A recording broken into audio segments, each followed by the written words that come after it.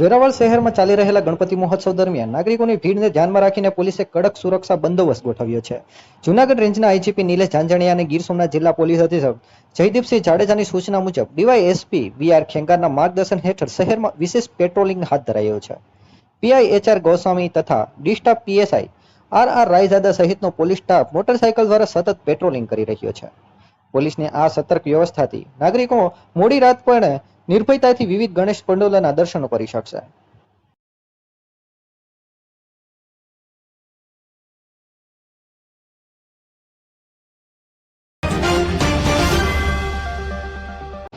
ગીર સોમનાથ જિલ્લામાં સિંહોનું દર્શન હવે સામાન્ય બની ગયું છે. કોડીનાર તાલુકાના આલીદર હરમડિયા રોડ પર 3 સિંહોની હાજરીનો વિડીયો સોશિયલ મીડિયામાં વાયરલ થઈ રહ્યો છે.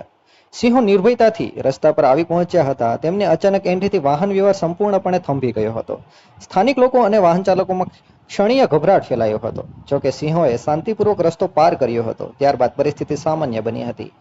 ગીર વિસ્તારમાં ગામોમાં આવી ઘટનાઓ વારંવાર બને છે. આથી સ્થાનિક રહેવાસીઓ અને સિંહોના દર્શનને રોજિંદા ઘટના તરીકે જોવા લાગ્યા છે.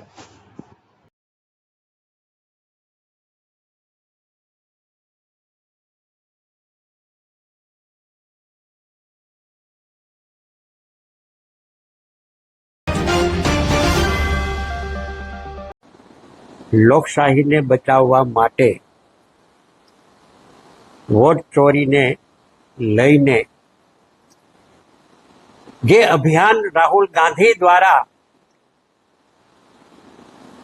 અને યુપીએના અન્ય ઘટક પક્ષો દ્વારા જે અભિયાન ચલાવવામાં આવી રહ્યું છે, એ અભિયાનના ભાગ તરીકે આવતી 31 તારીખને રવિવારના રોજ સાંજના 3 કલાકે અમદાવાદ કલેક્ટર કચેરીએ ધરણા અને મહારેલીનો કાર્યક્રમ યોજવામાં આવ્યો છે.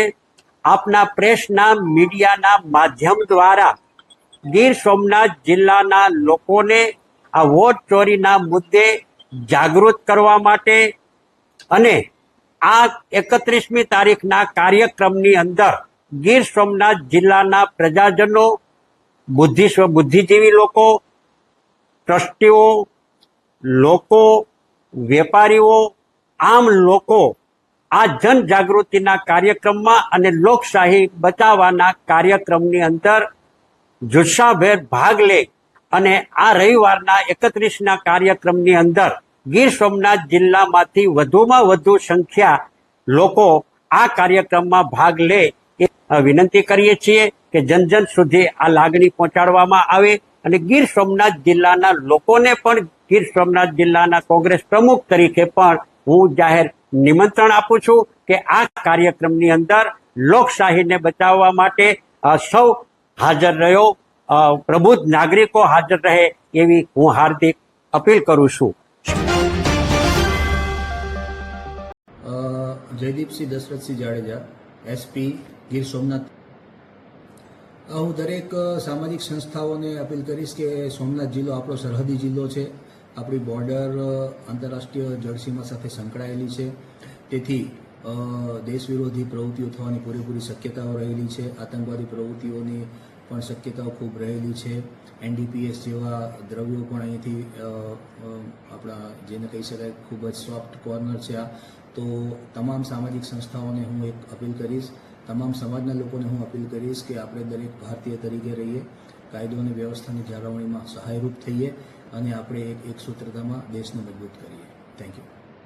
ગીર સોમનાથ જિલ્લાના નવનિયુક્ત એસપી જયદીપસિંહ જાડેજાએ જિલ્લાની સુરક્ષા વ્યવસ્થા વધુ મજબૂત બનાવવાનું અભિયાન શરૂ કર્યું છે. જિલ્લા અરબી સમુદ્રની વિશાળ સરહદ ધરાવે છે. આ કારણે અહીં આતંકવાદી પ્રવૃત્તિ અને ડ્રગ્સની હેરાફેરીની સંભાવના રહે છે. સુરક્ષા વ્યવસ્થા મજબૂત બનાવવાના ભાગરૂપે તાલાળા પોલીસે વાહન ચેકિંગ અભિયાન શરૂ કર્યું છે. તાલાળા પોલીસ સ્ટેશનના પીઆઈ જે.એન. ગઢવીના નેતૃત્વમાં આ અભિયાન ચલાવવામાં આવી રહ્યું છે. પોલીસ દ્વારા અસામાજિક પ્રવૃત્તિઓને રોકવા માટે કડક પગલાં લેવામાં આવી રહ્યા છે. વાહન ચેકિંગ દરમિયાન પોલીસ ટીમ વિશેષ સતર્કતા રાખી રહી છે. આ અભિયાનથી જિલ્લાઓમાં કાયદો અને વ્યવસ્થાની સ્થિતિ વધુ મજબૂત બનશે.